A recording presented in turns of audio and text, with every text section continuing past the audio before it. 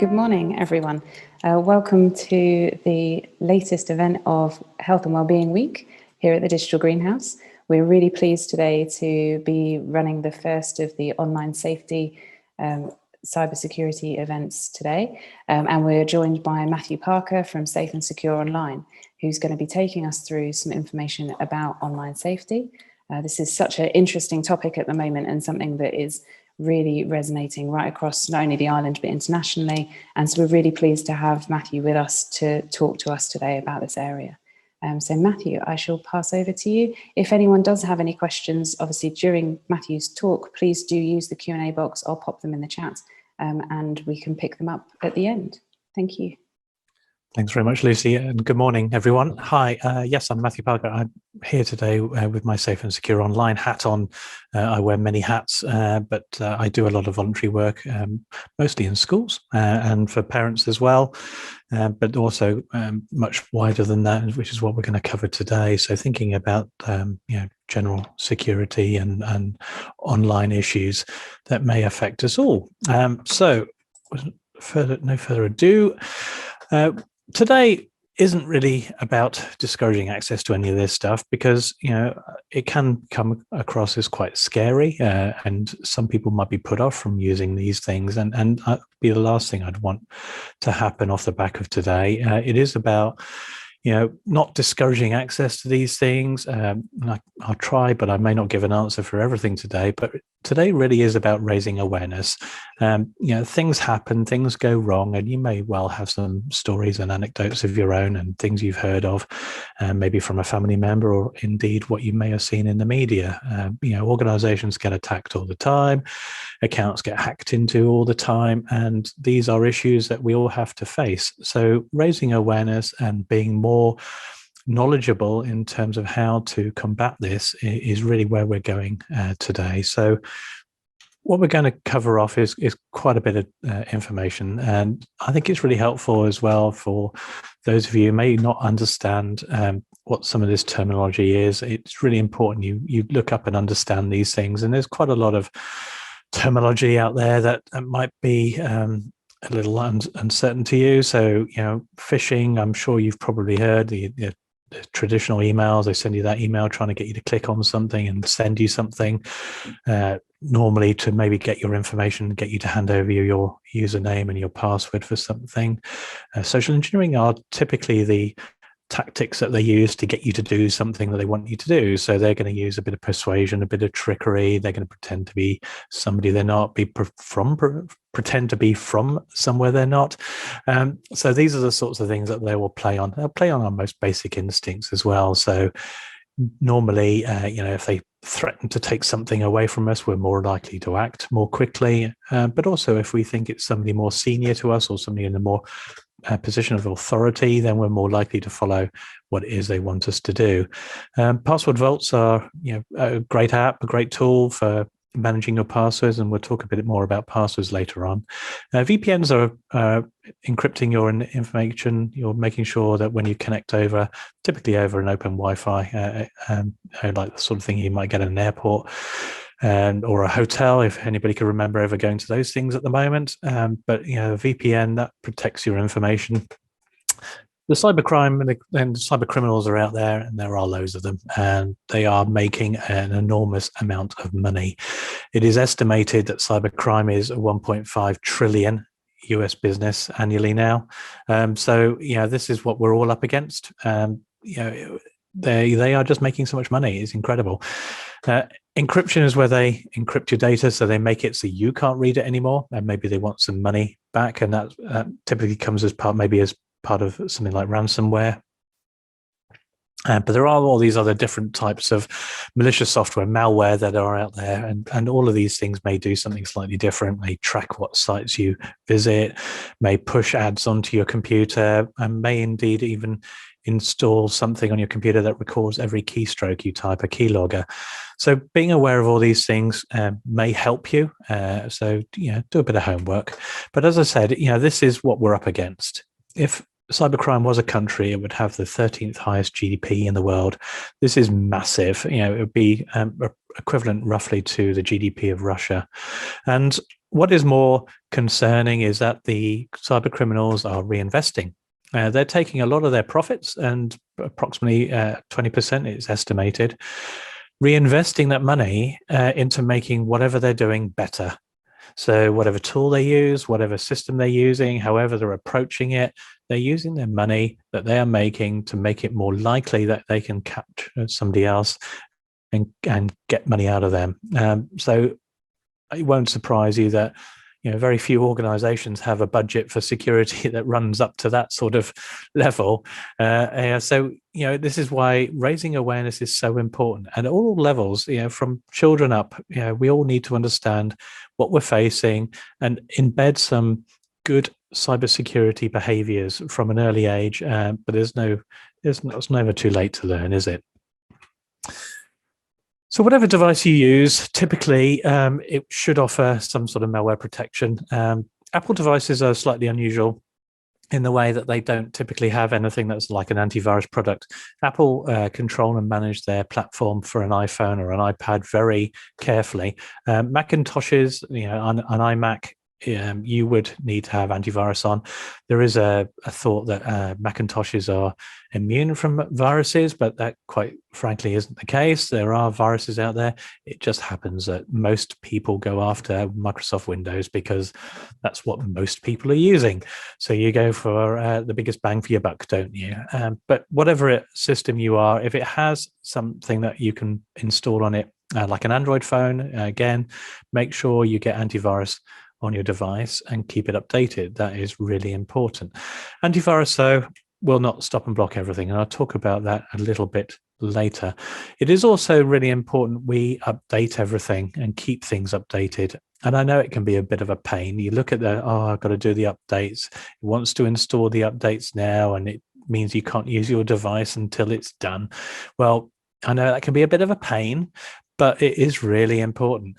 And normally these holes that it's plugging, the patches that we're putting on your device or on the software on your device, a lot of those are plugging holes that hackers are using. And so it's really important that you keep these things up to date, because if you don't, your system, your application, or perhaps your device is now vulnerable to the hackers and the attackers out there. And they're going to send something out there via email or maybe put something on a website that if you visit that and you haven't patched and you're not up to date, maybe your device is going to be compromised. So whilst it might be a pain at times, it is really important. So do it as soon as the patches come up.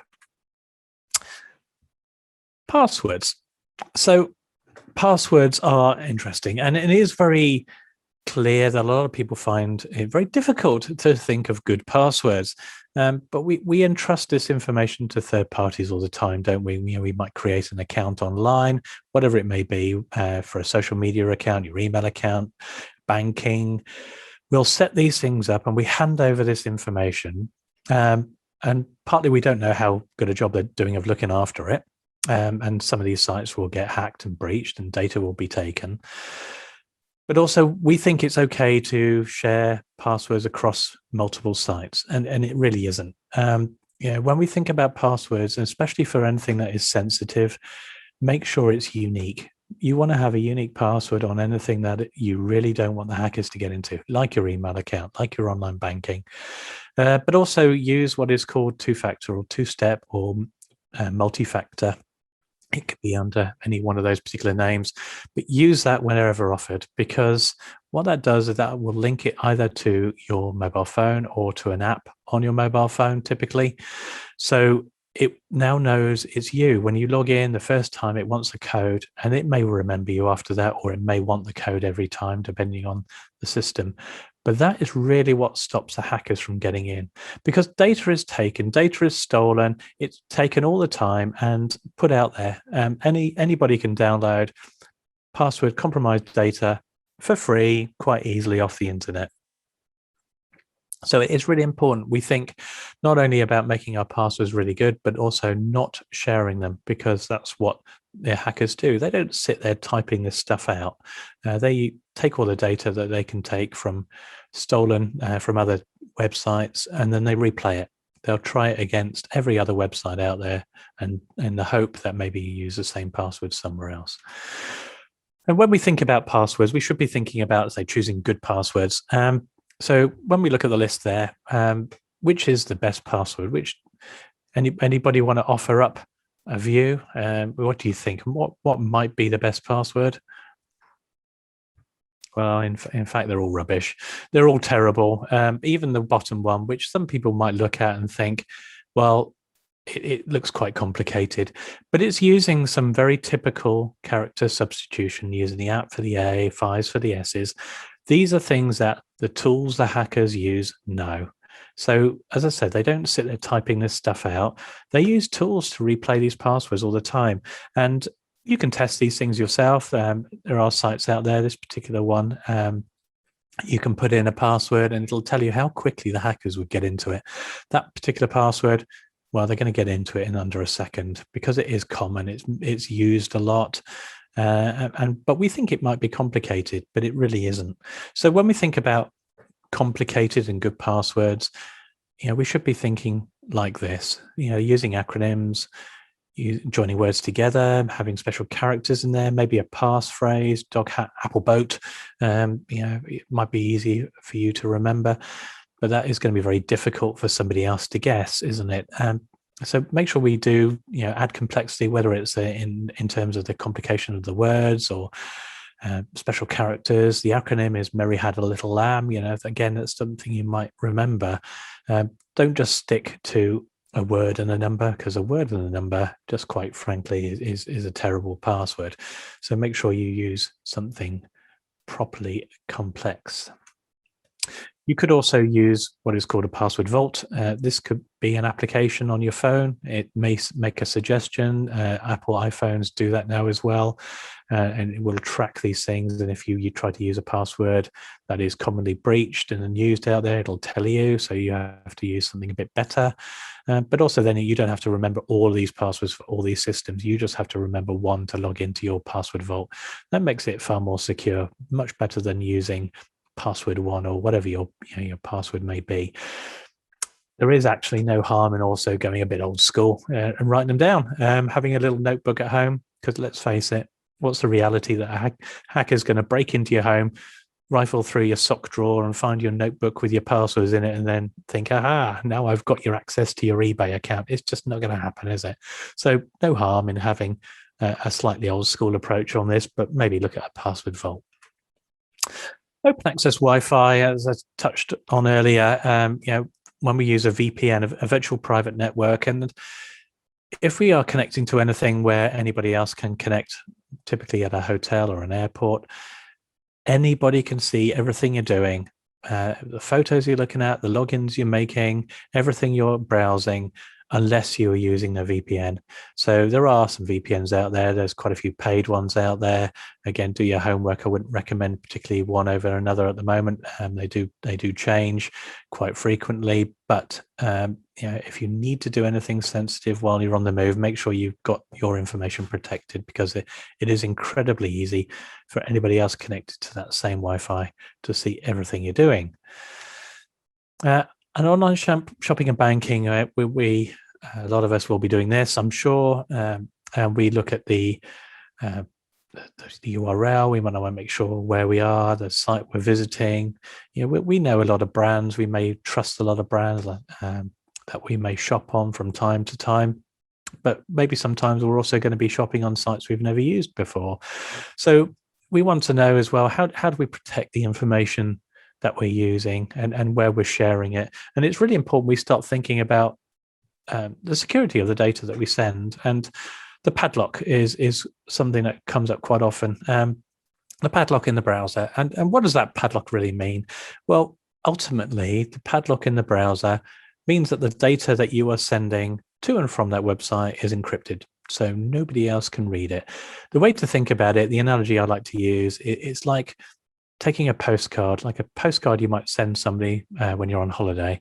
So you write on the back of your postcard, your message, you address that postcard to whoever you want to send it to, and you pop it into the post box. Every step that postcard takes, any post person can pick it up and they can read your message. They can take a look at it and think, right, not only do I know where it's going, but I also know what they're saying. I can read that message every single step it takes. when you have the padlock on, all of that is effectively doing is taking that same postcard, but putting it inside an envelope, sealing that envelope, then addressing that envelope, and then sending that off. So nobody can now read your message without interfering with the envelope, but they know where the message is going. And that's all that padlock means. It costs £5 or thereabouts to have a certificate on a website. So having a padlock does not instantly mean that that site is trustworthy, that you can do business with them. You need to do a little bit more on that. You need to do a bit more homework on that. So there are sites out there, SafeWeb, Trustpilot, all these sorts of things are really good sites for doing a little bit of homework, because sometimes it may just be the first time you use that site. And if you're not sure, make sure you check it out.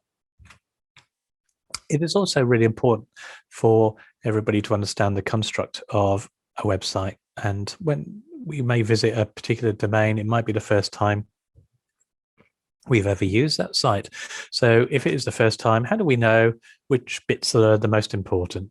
So one of those is more likely to belong to Barclays, and one of them is probably not. So which is the most important bit, and which is more likely to be the genuine one? A lot of people that I show this to typically say the top one. Most people go for the top one. It is actually the bottom one, which is more likely to be owned by Barclays, because the most important bit is the bit at the end. That is the domain that's been registered. Anything before it is called a subdomain. So that domain, barclays.com, could have a subdomain of offshore or whatever you like. If I owned offshore.com, I could have a subdomain of Barclays, HSBC, RBS, whatever you like, Philly Boots. It doesn't matter. So the most important bit is the bit at the end. But unfortunately, it doesn't end there. We also have to be aware that there are these other domain extensions, and it's not just .com and .co.uk and .org, and there are all these other really weird ones as well. So .xyz is a valid domain extension, not one that you will probably see very often, but it is valid. So people, if it's available, they might register a domain using the .xyz instead and try and impersonate another site. So we've really got to be on our guard and taking a look at the sites we're visiting, look at the URL bar, make sure you know what particular domain and site you are on. Being skeptical is the best thing we can do, I think, for all of this stuff. Being skeptical about what sites we are on, making sure, double checking, but also just don't assume anything and don't just take things at face value. They will try all sorts of ways of just trying to trick us, trying to get us to hand over our money, hand over our data. There are just so many of these things out there. We do get various cold calling scams. I have heard quite a few of these over the years. Typically, they might pretend to be from Microsoft, and I'm calling because you've got a problem on your computer.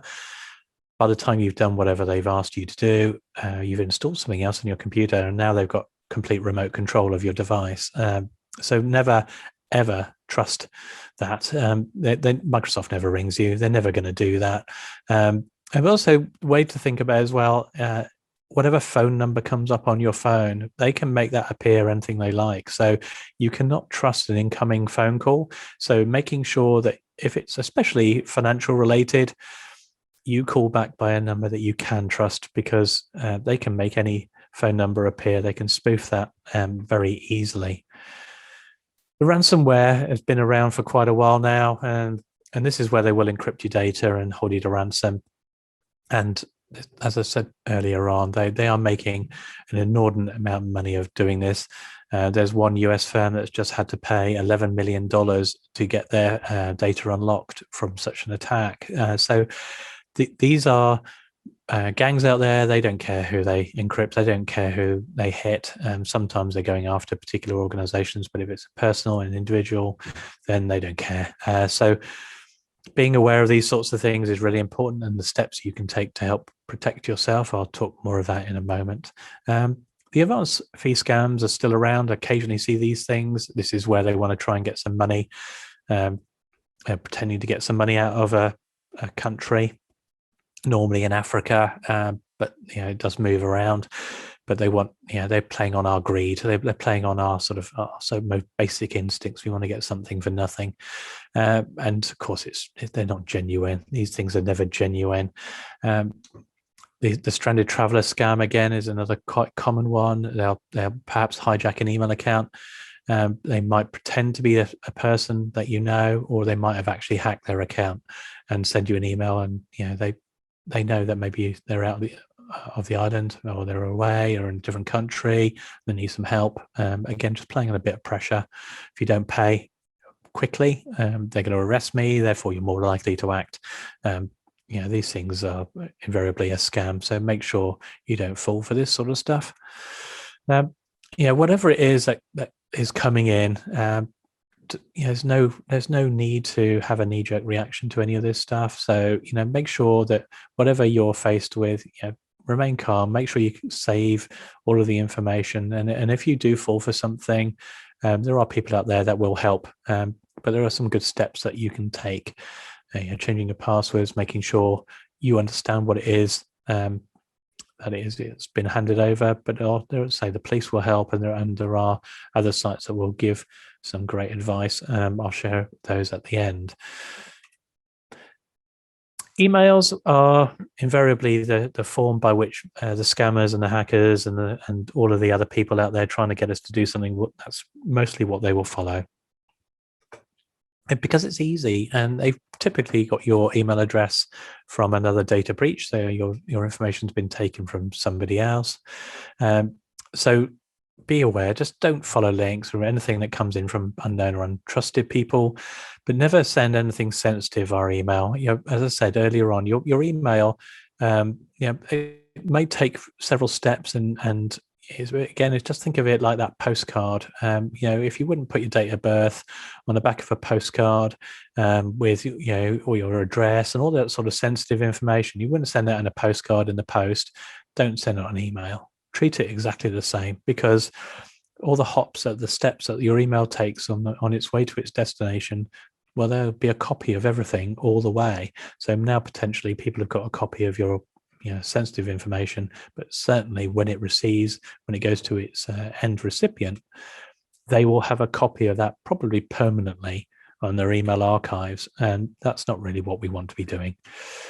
The phishing emails are still out there. I mean, these have been around for years, haven't they? And it's probably easier to say who doesn't get a phishing email. These are the traditional, it's dear member. They don't address you by name because they don't know who you are. They've just got your email address from somewhere, and they're just going to send you something that they think you're more likely to click on. And probably they want your data, they want your username, your password for something. They may also want you to click on something to try and install something nasty on your computer, like a virus. This is one I got a good while ago now, but you can see here they got a Word document. Now, it doesn't matter whether it's a Word document, a spreadsheet, a PowerPoint, a zip. It just simply doesn't matter what type of file it is. They can all be malicious, and they can all be made to look like something else anyway. So you can't trust whatever type of file it is. Don't always think, oh, that'll be okay to open. It isn't. But this particular one, I wanted to see what they were up to. So the Word document, I then uploaded into a service online called Virustotal. Virustotal said, out of all the antivirus providers out there, only 4 knew about that particular file at the time. This is because the antivirus providers are always playing catch up. There's approximately 1 million new nasty things created every day, and they're not going to block and stop it until they've seen it. And they won't have seen it until countless other people have. So they're always at least 1, if not 2 steps behind. So whilst antivirus is a good tool, it is a layer of security, but it is not to be relied on completely.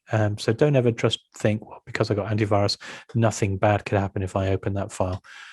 This particular one, when I opened that Word document and I allowed what was in there to run, it had a macro in there. So it was executing, it was running something inside that Word document. My computer was up to date, it had firewall on, it had antivirus, it was all patched and up to date. Didn't matter.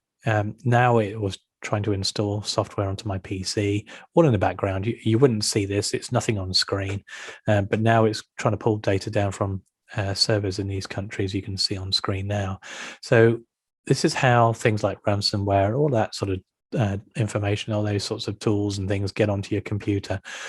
So, being aware, hovering and looking over your emails, hovering the mouse over any link that might be an email, it should show you where you're going to follow to. If you do click on that link, pressing and holding on a mobile device will show you the same. Don't just trust that. There's a bit of pressure. They haven't addressed you by name. Would they really send a password like that? No, of course they wouldn't. Your bank would never address you like this. So, as I said earlier, be skeptical. Being skeptical is the best thing that you can do about all of this, because if you're more skeptical and more paranoid about this, then you're more likely to be protected. This is a great site if you've never come across it, haveibeenpwned.com. Now, this is a free resource. This is maintained by a security researcher, Troy Hunt, and what he does is he takes all the data that is out there in the public domain that's been taken from a data breach, and maybe an organization's been hacked, data's been taken from them, and now it's out there. And what he does is he collates all of that information, and you can go to this site and put in your email address, and it'll tell you if it's been breached, if it's out there. It'll also tell you as part of what system or site that data breach occurred, and also, if they know it, what sort of information was involved in that data breach.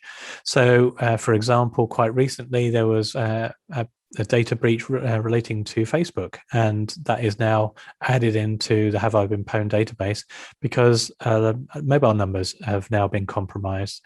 So you can now put in your mobile number into this site, and it'll tell you if your mobile number has been compromised as part of that, which might explain why you might be getting some funny calls, maybe some funny texts. You might be getting some spoof text messages that are pretending to be from organizations, which would be the explanation as to why you're getting the stuff. It's because your information is out there now.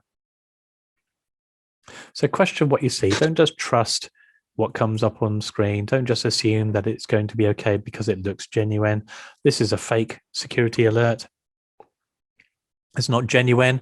This was not real, but if you clicked on remove all, it actually hides all of your files and you have to pay to get them back. So don't just assume that things are going to be okay. And as I said, Macintosh are not immune from this sort of stuff. There are all sorts of things out there for those as well. So make sure you've got antivirus if you run a Macintosh. But the most important thing you can do as well is backing up your data, making sure you back up your personal information. And if you do back up to any sort of device that you plug in, make sure you've unplugged it as well once you've backed up, because if you get hit with something like ransomware, they will have encrypted your backup as well, and then your backup's as good as useless. So make sure you back up your information.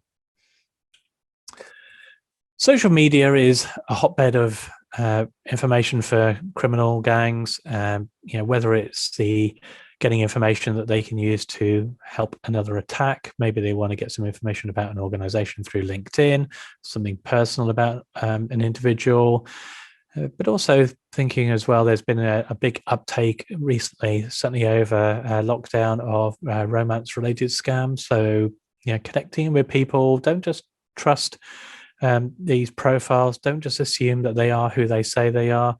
A lot of people have given over a lot of money for these sort of romance scams where they've fallen for somebody and this person is now suddenly in trouble and they need some money very quickly, otherwise something bad is going to happen. Again, it's just playing on that basic instinct of pressure, a bit of, you want to be helpful. Most of us, when asked to be helpful, don't fall for it. Just be skeptical about all of this stuff and think about what we put out there on social media, because it is very difficult to get it taken down once it is out there.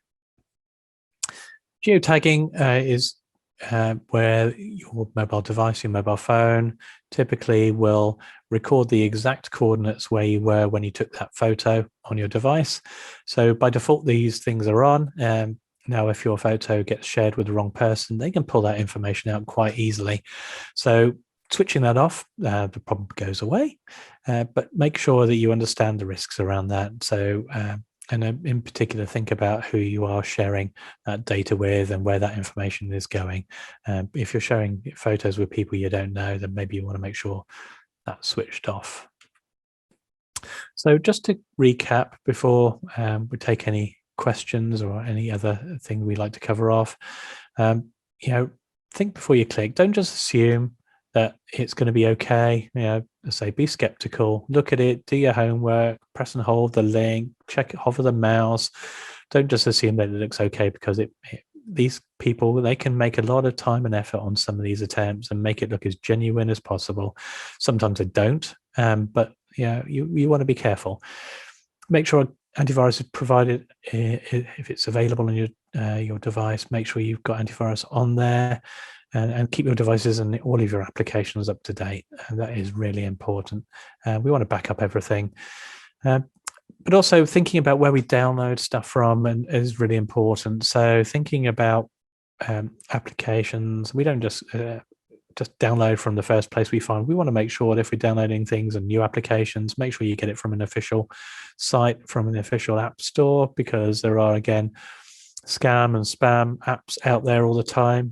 When COVID kicked off last year, we had a real big uptick of scam applications being embedded with all sorts of nasty stuff.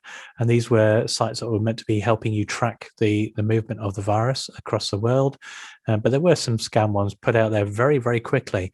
So whatever happens in the media, whatever time of year it is, the scammers will use whatever they think is more likely to make you click or follow through with whatever it is they want you to do.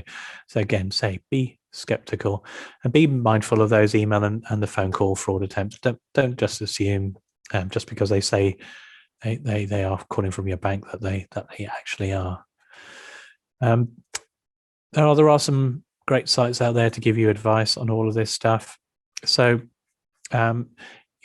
Barclays have got some great advice. Get Safe Online and Have I Been Pwned, the one I touched on before, but also Action Fraud. Action Fraud have got some great advice there. Should you need, if you've been the victim of anything, then take a look at that site, and they've got some great steps there.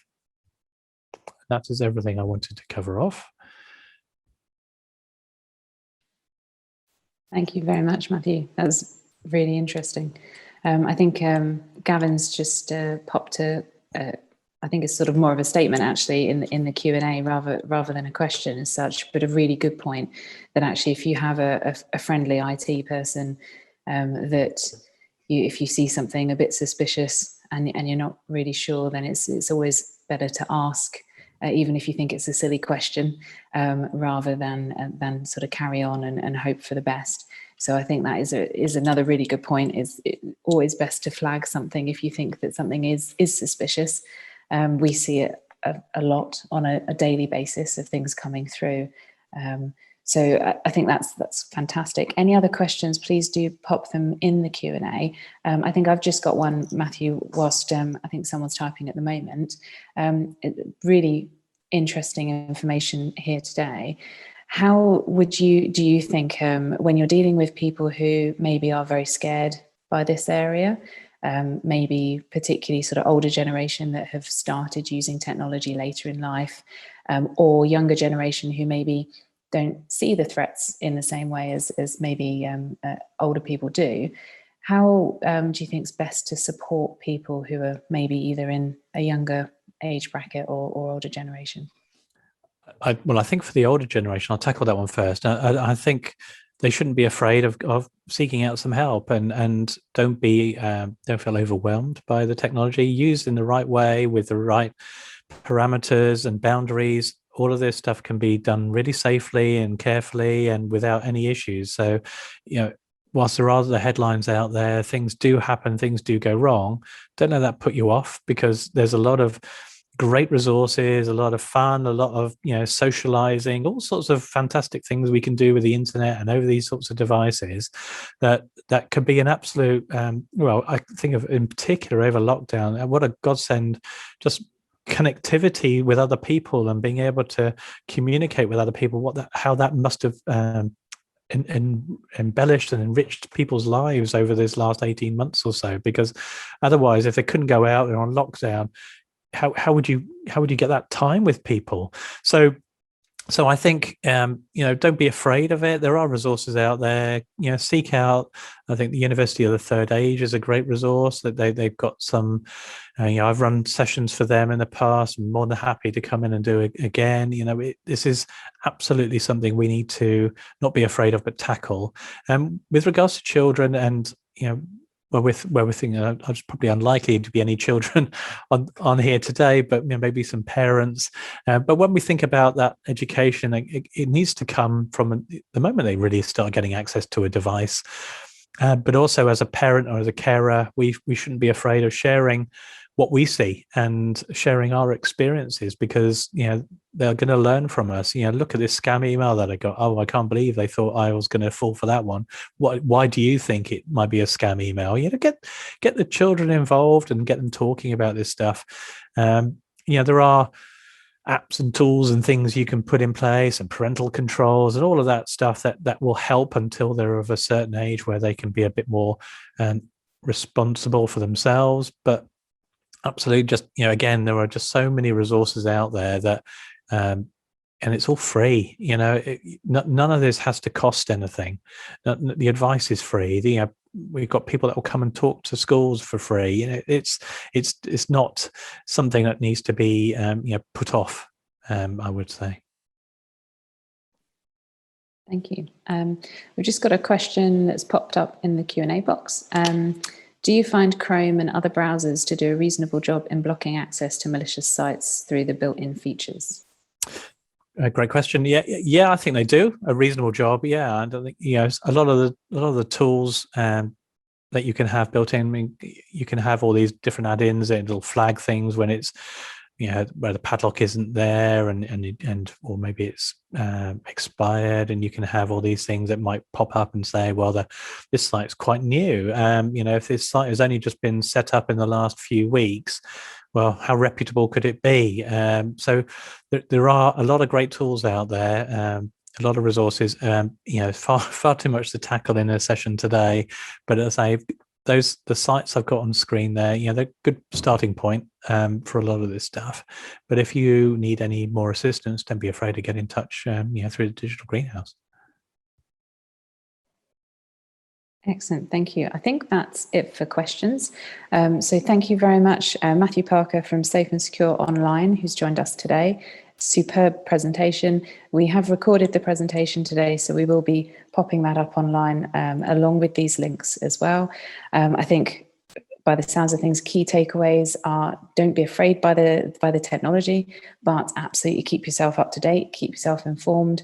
We'll share these links through to everybody who's joined today, and also pop them up on the site as well. And as Matthew said, to follow up, if anyone is interested in following up after the webinar today, please do drop a line through to the greenhouse and we can put you in touch. Thank you very much. Okay, thank you very much.